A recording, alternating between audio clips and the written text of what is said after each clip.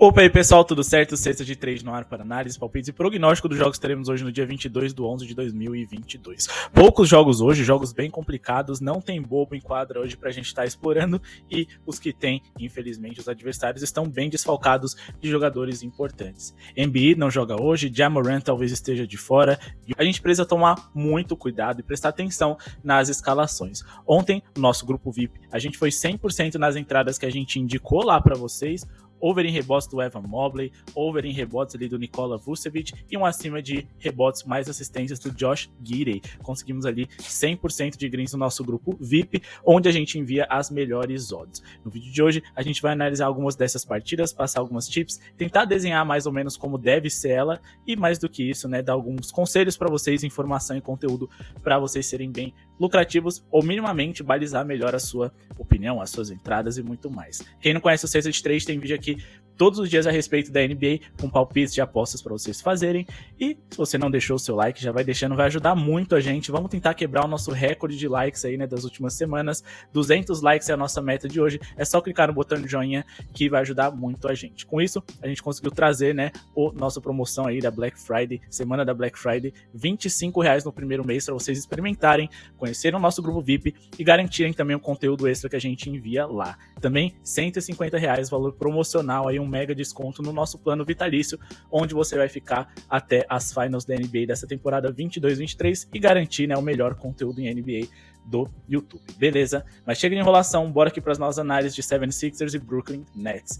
Bom, pessoal, bora aqui analisar as partidas de hoje. Philadelphia 76ers e Brooklyn Nets, jogo em Filadélfia às 9h30. O 76ers sofre aí, né, por conta de suas ausências, então a gente vai indicar para vocês um HC de menos 3.5 a favor do Brooklyn Nets hoje, que conta com o retorno do Kyrie Irving, mas acima de tudo vão enfrentar um adversário bem desfalcado de seus melhores jogadores ofensivos, 3 dos melhores titulares e quem sabe Tobias Harris não jogue hoje, ele tá como dúvida também, ou seja, eles viriam com apenas um titular aí, né, na escalação caso Tobias Harris não jogue, e ainda assim um titular que só é mais importante defensivamente do que ofensivamente. Talvez eles não tenham condições de acompanhar a pontuação do Brooklyn Nets, que com Durant e com Kyrie é um dos times ofensivos mais talentosos da liga, e mais do que isso, defensivamente eles devem sofrer também sem seu principal protetor de aro, que é o Embiid. Mas por que essa entrada faz sentido? Mas antes, eu vou dar algumas sugestões aqui para vocês. Eu acho que o ideal é pegar uma vitória simples do Nets aqui no ao vivo, pagando em torno de 1,50. Eles já não tinham condições ali, né, de abrir um handicap negativo alto na temporada passada, quando eles tinham uma crise um pouco menor da que eles têm hoje.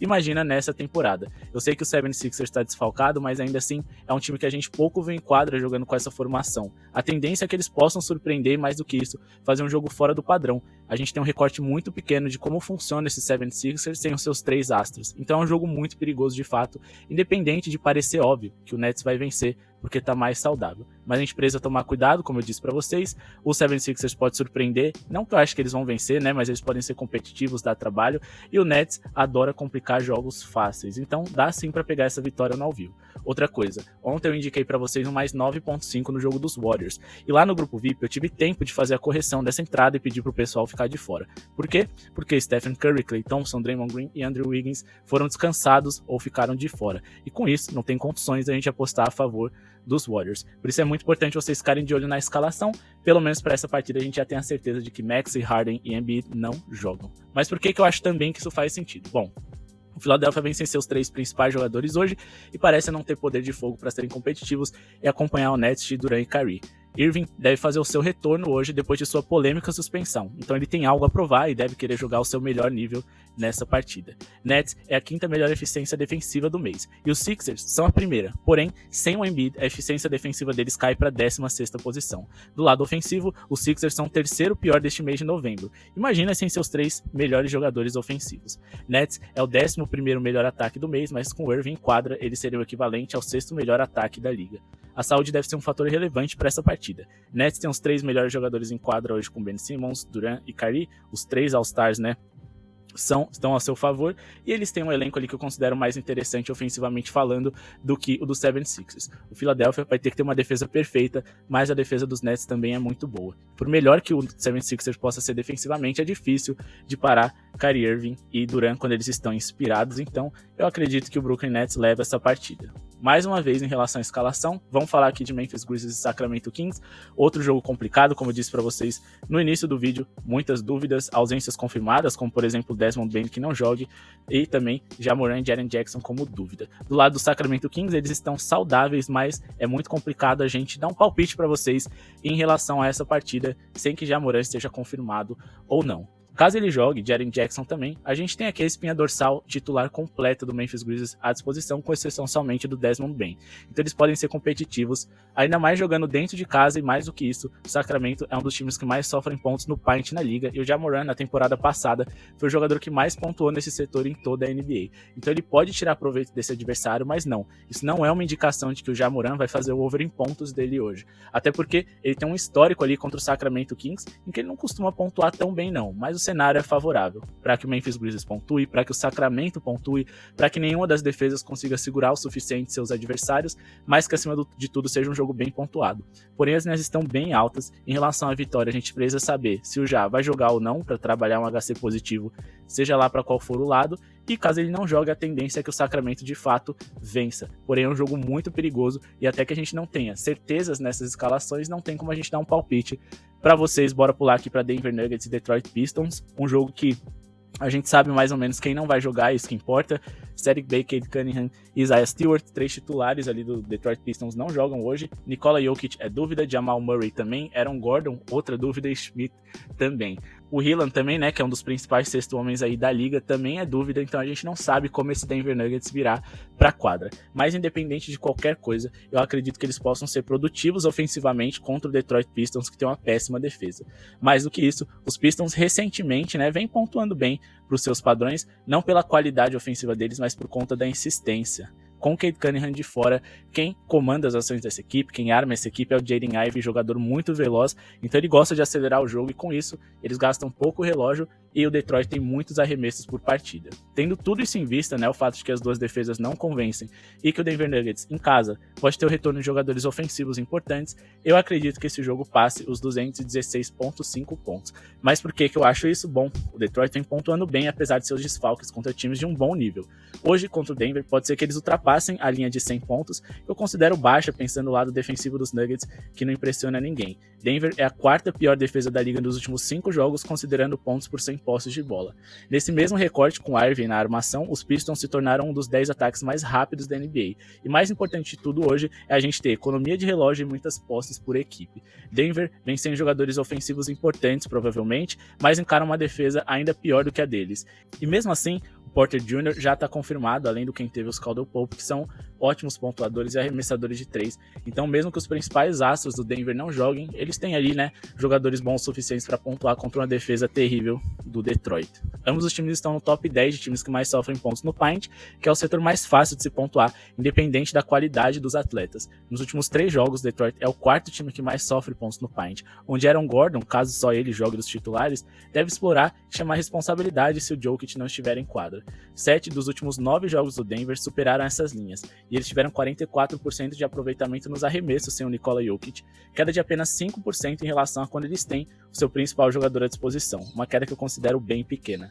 6 dos últimos 7 jogos do Detroit ultrapassaram essas linhas, e eles sempre pontuaram acima dos 100 pontos, com apenas uma partida abaixo disso dessas 7. A minha esperança é que pelo menos uma das defesas não funcione diante de um cenário em que nossa única certeza é que não são perfeitas até aqui na temporada. São duas das piores defesas da liga, desfalcada de jogadores com muita qualidade ali dos seus principais defensores de aro, e mesmo que talvez falte qualidade ofensiva, porque alguns desfalques serão confirmados, ainda temos bons jogadores para justificar um over em linhas baixas como essa. Dificilmente as duas defesas devem funcionar ao mesmo tempo, principalmente a de Detroit, que até hoje está entre as piores da NBA, então alguém com certeza vai afrouxar na defesa e alguém com certeza vai chegar na casa dos 110 pontos para que a gente fique próximo dessas linhas e consiga, quem sabe, um green. Mais uma vez, essa entrada ela tem problemas, ela tem dúvidas, mas ainda assim tem um cenário bem promissor, pelo menos num primeiro momento, e esse é o nosso palpite para Detroit Pistons e Denver Nuggets. Acima de 216,5 pontos, contando acima de tudo porque as duas defesas